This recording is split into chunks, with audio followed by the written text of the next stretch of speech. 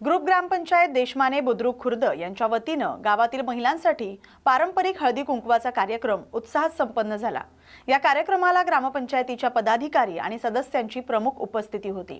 कार्यक्रमाच्या अध्यक्षस्थानी सरपंच शोभाताई दुहड तर उपसरपंच सरलाताई जगताप उपस्थित होत्या। यावेळी ग्रामपंचायत सदस्य आणि पत्रकार उपस्थित होते। अंगणवाडी सेविका, अंगणवाडी पर्यवेक्षिका, ग्रामपंचायत अधिकारी यांच्या उपस्थितीत हा हळदी कुंकवाचा कार्यक्रम यशस्वीपणे पार पडला। कार्यक्रमात महिलांनी पारंपरिक पद्धतीने हळदी कुंकू लावून एकमेकींना शुभेच्छा दिल्या। ग्रामपंचायतीच्या वतीने महिलांचा सन्मान करण्यात आला। कार्यक्रम यशस्वी होण्यासाठी ग्रामपंचायत पदाधिकारी, कर्मचारी आणि ग्रामस्थांनी सहकार्य केलं।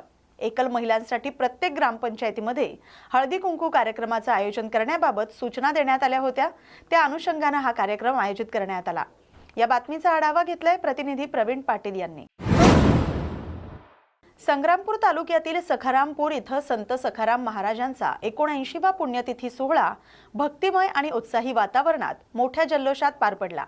3 दिवसांच्या यात्रेमध्ये कोणत्याही प्रकारचा तमाशा, ऑर्केस्ट्रा, सिनेमा, टॉकीज इथं आढळणार नाही। या यात्रेचं विशेष आकर्षण म्हणजे वारकरी संप्रदायाच्या तब्बल 2001 हून अधिक दिंड्यांचा सहभाग होता।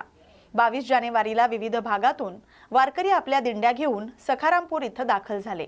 23 तारखेला मुख्य यात्रा उत्साहात पार पडली, तर शनिवार 24 जानेवारी रोजी काल्याच्या कीर्तनानंतर वारकरी आपापल्या दिंड्यांसह आपल्या गावाकडे परतीच्या प्रवासाला निघाले।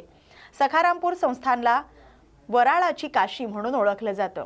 या ठिकाणी बहुजन समाजातील वारकरी मोठ्या संख्येने एकत्र येत 3 दिवस विविध धार्मिक, सांप्रदायिक आणि आध्यात्मिक कार्यक्रमांचं आयोजन करण्यात आलं होतं। संत सखाराम महाराजांनी आपल्या कीर्तनातून आणि आध्यात्मिक विचारातून समाज प्रबोधनाचं मोठं कार्य केलंय। त्यांच्या पुण्यतिथी निमित्त सखारामपूर इथं हरिनामाचा भव्य सोहळा अनुभवायला मिळाला।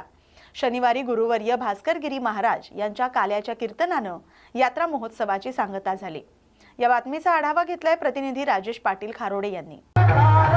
आज आपण बुलढाणा जिल्ह्यातील सखारामपूर संस्थानमध्ये आलेलो आहोत।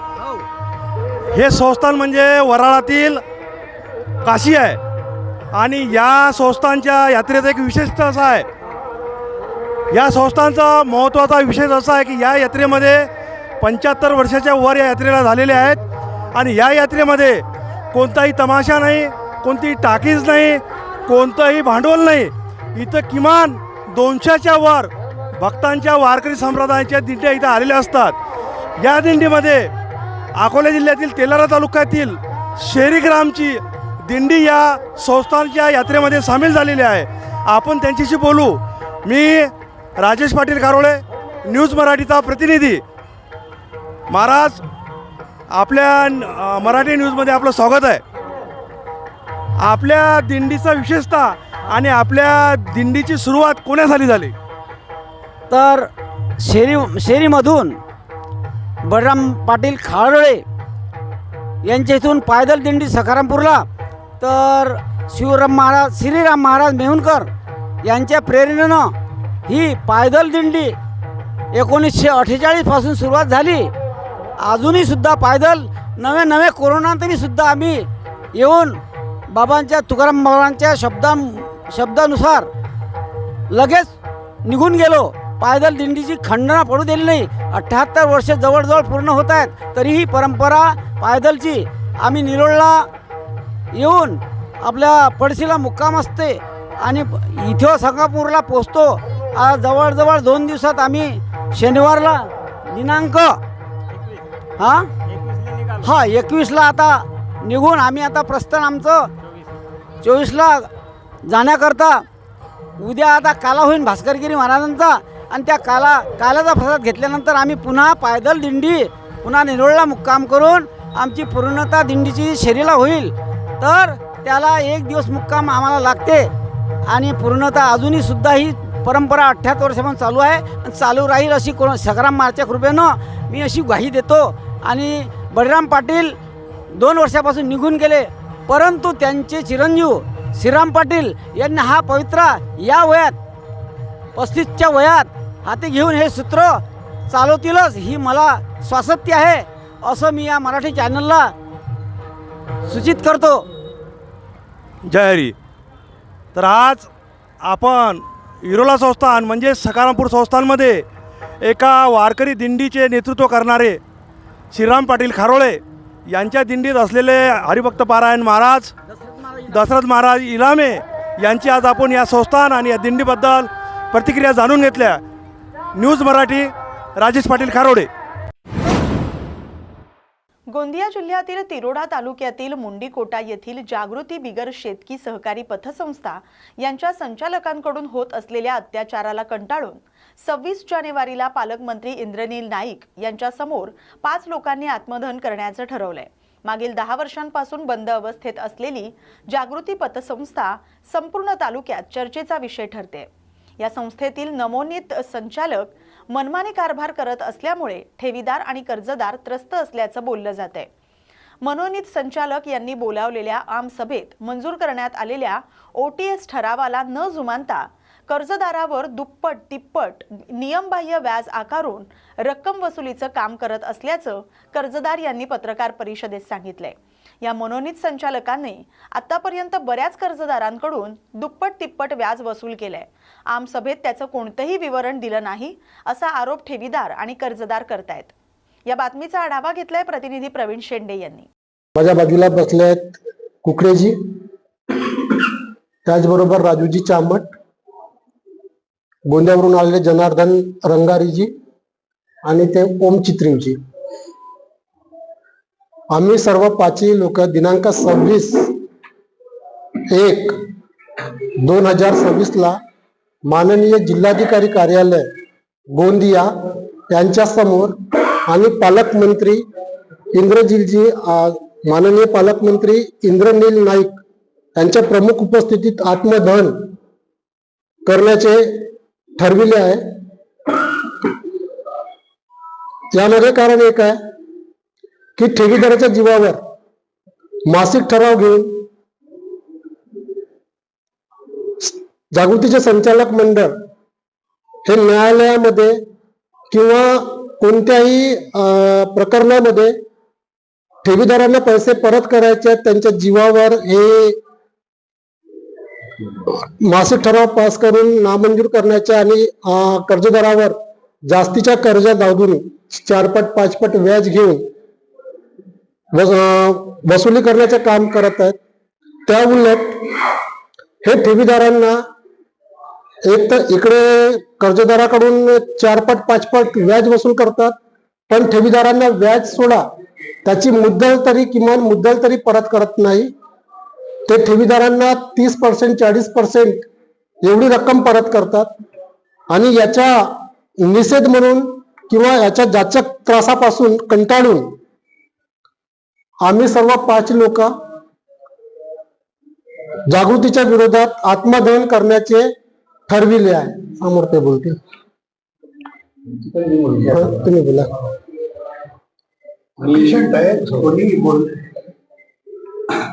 तुम्ही बोलता पण इतकं लाभ नाही लागते ना. मी शॉर्ट मध्ये बोलतो. मी बोललो बोला. मी देवाजी शंकरराव कुकडे. मी देवाजी शंकरराव कुकडे, मुक्काम खेसलाळा तालुका जिल्हा गोंदिया इथे रहिवासी आहे. मी जागृती पतसंस्था मुंडीकोटा शाखा केसलावाडा इथून 11/12 मध्ये मला यांनी 2,20,000 रुपये लोन दिलेलं आहे. परत काही दिवसानंतर यांनी मला 2.5 लाख रुपये रोख दिले असे सांगितलं, पण माझ्याकडे त्याची पुस्तिका आहे, त्याच्यामध्ये 2,20,000 रुपये आहेत. आणि नंतर यांनी माझ्या मागे तगादा लावला. तगादा लावल्यामुळे मी यांना या 2020-22 मध्ये एकाच वेळी 3 लाख रुपये भरले. त्याची पावती आहे माझ्याकडे. प्रश्न असा आहे की यांनी आता 2024-25 मध्ये आमची जी शेती आहे ते शेतीच्या बोजा चढवलेला आहे. आणि ती शेती म्हणजे आमच्या वडिलाची आहे. वडील मरण पावल्यामुळे ते शेती आमच्या वारसांना आमच्या नावावर आलेली आहे. तरी पण यांनी जबरदस्ती पटोळ्याबरोबर म्हणा किंवा तहसीलदाराबरोबर सहमत करून ती शेती आमची त्या रेकॉर्डवर चढवलेली आहे. त्या संदर्भामध्ये आम्ही माननीय तहसीलदार साहेब आणि कलेक्टर साहेब तसेच जिल्हाधिकारी व आपले पालकमंत्री साहेब यांना आम्ही 26 तारखेला आत्मदान करण्याच्या आम्ही 5 लोक आहोत सोबत मध्ये. मी कुकडे आणि जे आपले शेंडेजी, राजूभाऊ चामट आणि तुमचे रंगारी भाऊ आणि चित्री भाऊ, आम्ही 5 लोकांनी आम्ही सर्व सहकारी सर्वांच्या सहमतीने, कारण आमचे जे कर्जदार गट आहे, कर्जदार गटाचे जे पैसे आहेत ते पैसे अजूनपर्यंत यांच्याकडे 1,92,00,000 रुपये जमा झाले असता यांनी 5 रुपये सुद्धा यांना कोणालाही दिलेले नाही आहे. आमचं असं म्हणणं आहे की तुम्ही जो पैसा लोकांकडून जो जमा झालेला आहे तो पैसा जे कर्जे आहेत गोरगरिबाच्या जे ठेवी आहेत त्यांना द्यायला पाहिजे.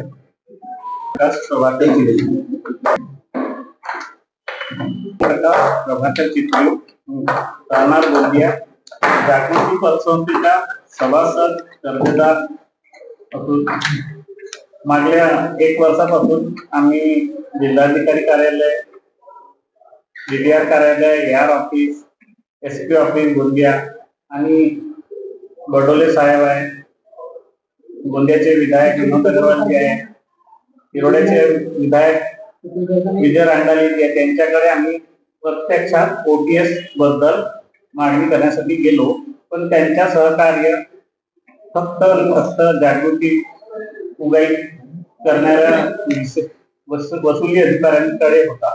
त्यांना वाचवण्यात होता. त्यांच्या उगाईमध्ये त्यांचं समर्थन आहे, त्यांना सहकार्य करत आहेत. प्रशासकीय आणि राजनीतिक लोक पण त्यांचे संरक्षक असल्यामुळे जे लोकांच्या ठेवी आहेत आणि कर्जदारांचे कर्ज त्यांच्यात समन्वय साधता येत नाहीये. त्यासाठी DDR ऑफिस जबाबदार आहे, शेवटी कलेक्टर ऑफिस सुद्धा जबाबदार आहे. आणि या वर्षभरात आम्ही बाबासाहेब पाटीलकडे पण गेलो, पण त्यांच्याकडूनही आम्हाला काही मदत मिळालेली नाहीये. या मुद्द्यावरून आम्ही हताश झालेलो आहोत आणि शेवटी आम्ही पर्याय म्हणून 26 जानेवारीला कलेक्टर ऑफिस समोर आत्मदानाचा इशारा आम्ही दिलेला आहे. सोबत माझे मित्र रंगारीजी, राजूजी चामट, शेंडेजी आहे आणि देवाजी कुकडे हे सहकार्य करतील. शेवटी प्रशासन ऐको अथवा नको ऐको आम्ही आपल्या मनाने आपलं आत्मदाह करणार आहोत, हे आम्ही शेवटची आपले शब्द सांगत आहे. सांगली जिल्ह्यातील वळवा तालुक्यातील बावची येथील बावची पंचायत समिती प्रभाग क्रमांक 88 मधील अपक्ष उमेदवार रेहान अत्तार यांच्याशी आमच्या प्रतिनिधींनी बातचीत केली. कोणत्याही राजकीय पाठिंबा नसून सुद्धा मी अपक्ष उमेदवार म्हणून अर्ज भरलाय असं त्यांनी यावेळी सांगितलंय. या बातमीचा आढावा घेतलाय प्रतिनिधी कृष्णात पाटील यांनी. नमस्कार, न्यूज मराठी 24/7 आणि साधना न्यूज मध्ये आपले सर्वांचं स्वागत आहे. मी आता सांगली जिल्ह्यातील वाळवा तालुक्यातील बावची या गावी आणि या गावाचा विकास करण्यासाठी अपक्ष उमेदवार म्हणून रेहाना वाडेचंद अत्तार ह्या उमेदवार आपल्या सोबत आहेत. तर आपण त्यांच्याशी जाणून घेऊया 2 शब्द. बोला. नमस्ते, मी रेहाना बालेचंद अत्तार. मी बावची पंचायत गणातून उमेदवारी अर्ज भरलेला आहे. जनसेवा हीच ईश्वर सेवा हे ध्येय लक्षात ठेवून माझे पती बालेचंद अत्तार यांनी अनेक सामाजिक उपक्रम राबवले आहेत. त्यामध्ये त्यांनी रक्षाबंधनच्या वेळी नेत्रदान शिबिर ठेवून महिलांच्यासाठी रक्षाबंधन भेट म्हणून महिलांना, गोरगरीब महिलांना मोफत चष्मे वाटप केलेले आहेत. दिवाळीच्या वेळेला दिव्यांग आणि अपंग यांना दिवाळी किट दिलेली आहे आणि दिवाळी भाऊबीज म्हणून गोरगरीब महिलांना त्यांनी भाऊबीज भेट सुद्धा दिलेली आहे. जनतेची सेवा हेच आमचे मुख्य ध्येय आहे. जनसेवा हीच ईश्वर सेवा हे आमचे ध्येय आहे. कोणताही राजकीय वारसा आमच्या कुटुंबाला नाही. छत्रपती शिवाजी महाराज आणि डॉक्टर बाबासाहेब आंबेडकर यांच्या मी पाईक आहेत. बावची पंचायत समिती गणात अनेक प्रश्न निलंबित आहेत. ते प्रश्न सोडवण्याचे माझे ध्येय आहे. त्या जनतेच्या विश्वासावरच मी ही निवडणुकीला सामोरे जात आहे. माझा विजय हा जनतेचा विजय आहे आणि मला पुढील काळात जनतेची सेवा करण्याचे काम मला मिळावं ही माझी अपेक्षा आहे. आता तुमच्या प्रभागात कुठल्या मूलभूत सुविधा अशा आहेत की ज्या आता तुम्ही करू शकणार आहे? स्वच्छता हेच आहे महत्वाचं ध्येय. स्वच्छता. आरोग्य संदर्भात काय? आरोग्यासंदर्भात सरकारी दवाखान्यामध्ये महिलांना आहेत सेवा, ज्या सेवा नाहीत त्याच्यासाठी त्यांच्या जवळ विचारपूस करून महिलांना संधी जास्तीत जास्त प्राप्त व्हावी हे प्रयत्न करतात. बचत गटामार्फत आपण काय सुविधा राबवणार?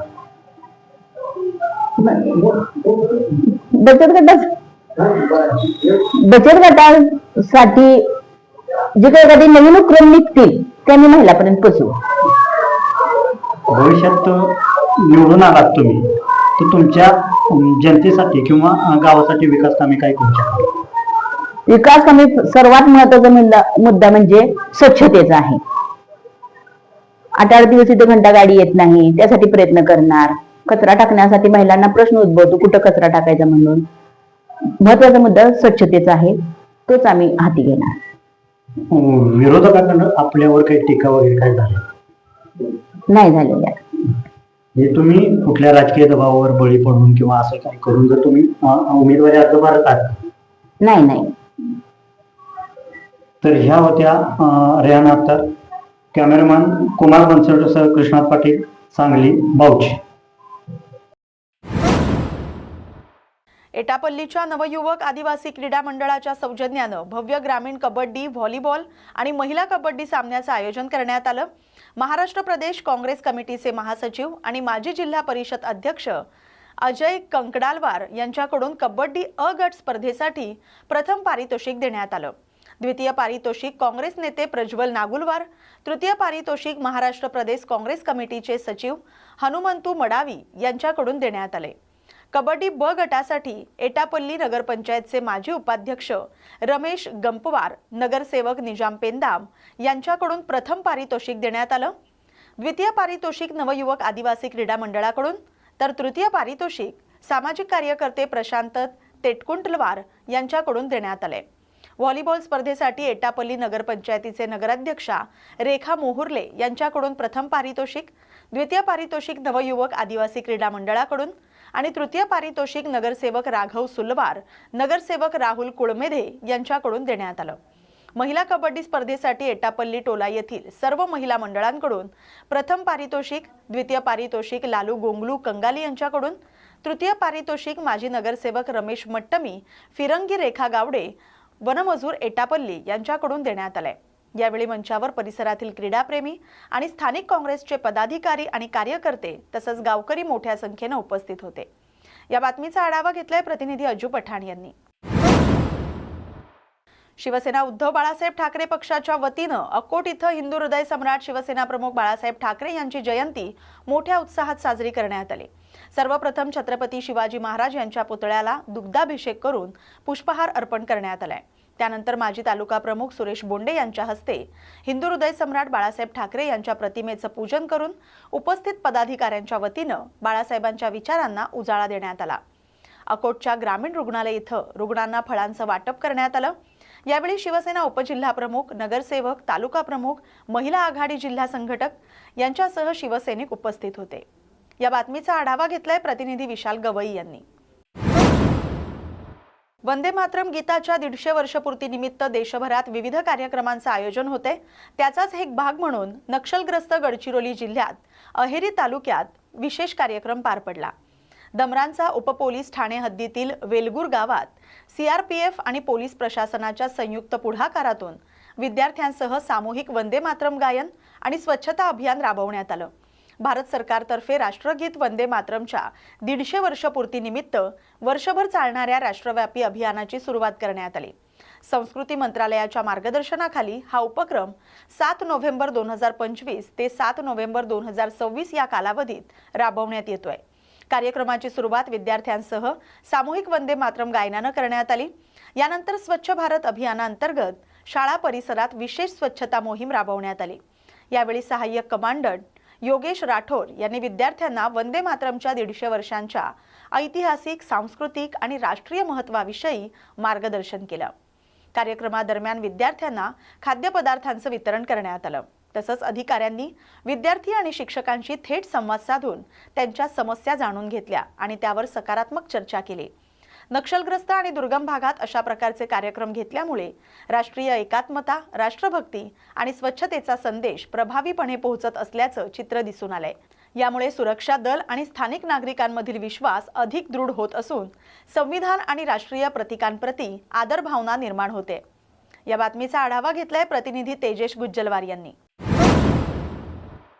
पाचोरा तालुक्यात रब्बी हंगामातील पिकांवर सध्या ढगाळ वातावरणाचा परिणाम होताना दिसतोय। त्यामुळे शेतकरी राजा हवालदिल झालाय। या वातावरण बदलाच्या परिणामामुळे पिकाच्या उत्पन्नामध्ये मोठा फटका शेतकऱ्यांना बसण्याची शक्यता आहे। तालुक्यात रब्बीची पिकं चांगली असताना अचानक वातावरण बदलाचा फटका या पिकांना बसण्याची शक्यता आहे। ढगाळ वातावरणाच्या बदलामुळे पिकं धोक्यात आले। माझे नाव श्रावण विश्राम देवरे, खडकदोळा बुद्रुक, तालुका पाचोरा, जिल्हा जळगाव। या बदलत्या वातावरणामुळे केळीच्या पिकांवर मक्का, ज्वारी, कापूस, सूर्यफूल यांच्यावर परिणाम होत चालला आहे। तरी वातावरणाच्या नुकसानीमुळे हानी टाळायला पाहिजे। तरी या वातावरणामुळे मक्यावर, हरभऱ्यावर, केळीच्या पोग्यांमध्ये अळीचा प्रादुर्भाव जास्त वाढत चालला आहे। तर वातावरणाच्या बदलानुसार पिकं बदलायला पाहिजे।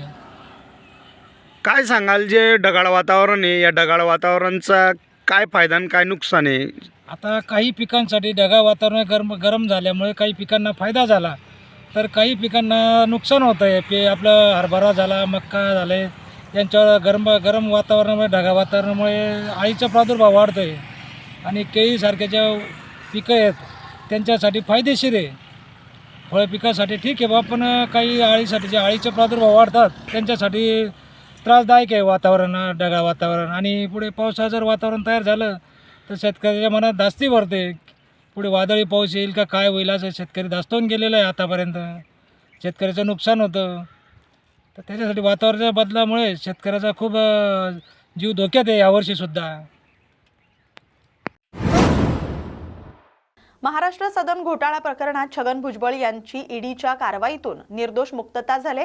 न्यायालयाने त्यांना निर्दोष मुक्त केलंय। यावर जलसंपदा मंत्री गिरीश महाजन यांनी प्रतिक्रिया दिली आहे। चौकशी अंती निष्पन्न न झाल्यामुळे छगन भुजबळ यांची निर्दोष मुक्तता झाल्याचं मंत्री गिरीश महाजन म्हणालेत। नांदेडमध्ये होत असलेल्या हिंद दी चादर या कार्यक्रमासाठी मंत्री गिरीश महाजन नांदेड दौऱ्यावर आहेत। शुक्रवारी रात्री त्यांनी भाजपच्या नवनिर्वाचित नगरसेविका सुदर्शना खोमणे यांच्या निवासस्थानी भेट दिली। यावेळी त्यांनी ही प्रतिक्रिया दिली। मुंबई महापालिकेवर भाजपचा महापौर होणार असं गिरीश महाजन म्हणाले। साहेब, तुम्ही आता हिंद की चादरच्या ठिकाणी आढावा बैठक घेतलेली आहे, अधिकाऱ्यांना काय सूचना केलेली आहे? मला वाटतं सूचना नाही, आता उद्या कार्यक्रमाची सुरुवात होत आहे, इतर राज्यातले मुख्यमंत्री येत आहेत, त्यामुळे मी एक दिवस मुद्दाम आधी आलो, काय व्यवस्था झाली काय नाही बघायला। हिंद दी चादर आपल्याला माहिती आहे, श्री गुरु तेग बहादूर सिंगजी याची 350वी शहीदी समागम कार्यक्रम हा या ठिकाणी घेण्यात आलेला आहे। मला वाटतं की आजपर्यंत सर्वात मोठा कार्यक्रम हा नांदेड शहरामधल्या ठिकाणी असेल, सार्वजनिकरित्या घेतलेला। आणि जे सगळे लोक जे गुरु नानकांना मानतात, विशेष करून बंजारा समाज असेल, सिंधी समाज असेल, लभाना समाज असेल, वाल्मिकी समाज असेल किंवा सर्वात मोठा शीख समाज असेल, हे सगळ्यांचं एकत्रीकरण या ठिकाणी करण्यात आलेलं आहे। आणि सगळे एकत्र येऊन हा अतिशय भव्य दिव्य असा कार्यक्रम मागच्या महिन्यामध्ये नागपूरला झाला होता, आता या महिन्यामध्ये आता या नांदेडला या ठिकाणी आहे। उद्या पंजाबचे मुख्यमंत्री येत आहेत, हरियाणाचे मुख्यमंत्री येत आहेत, दिल्लीचे मुख्यमंत्री येत आहेत, महाराष्ट्राचे मुख्यमंत्री येणार आहेत आणि परवा अमित भाई शहा आपल्या देशाचे गृहमंत्री हे सुद्धा या कार्यक्रमाला येणार आहेत। मला वाटतं असं एक भव्य दिव्य कार्यक्रमाचं आयोजन या ठिकाणी केलेलं आहे। बरं साहेब, छगन भुजबळ यांना ईडी चौकशीतून निर्दोष मुक्तता करण्यात आलेली आहे। आज कोर्टाने मुक्त केलं मला वाटतं त्यांना। आता काय ते चौकशी झाली, मुक्तता झाली। मग त्यांना जी 2 वर्षाची कारावास झाला होता तो खोटा होता का? मला वाटतं अशा अनेक केसेसमध्ये शिक्षा होतात, प्रथम दर्शनी काहीतरी समोर येतं आणि नंतर चौकशी अंती त्यात काही स्पष्टता येते। एकच केस नाही, आपण अनेक केस बसल्या म्हणजे अनेक गुन्ह्यात, मी सांगणार नाही कुठल्या कलम म्हणून, पण अनेक गुन्ह्यामध्ये असं होतं तर सगळ्यांना 100% लोक जे जेलमध्ये जातात त्यांना शिक्षा होते असं कुठे नाहीये मला असं वाटतं। आणि म्हणून काही चौकशी अंती शेवटी काही निष्पन्न झालं नसेल आणि त्यामुळे त्यांची सुटका झालेली आहे।